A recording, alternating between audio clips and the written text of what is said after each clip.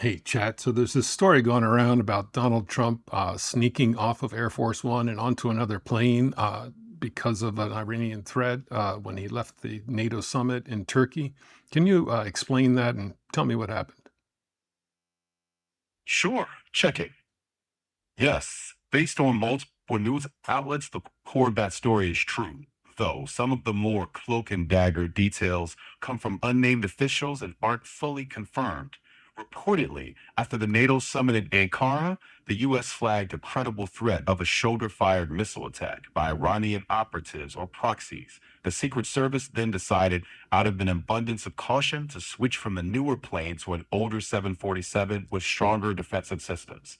And some reports say that Trump was moved discreetly between aircraft as a decoy plane and with press and some officials on board took off. If there was a credible threat, why did he leave Marco Rubio and his press secretary and other people on the Air Force One and let them fly? That's the obvious follow up. The short answer is that presidential security is always president first, and the Secret Service will take some risk. Officials may have judged the overall chance of an attack as likely plan the deception. It's been criticized, of course.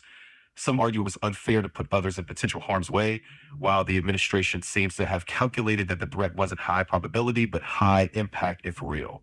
In short, they prioritized protecting the president and preserving the ruse, though not everyone agrees with that call.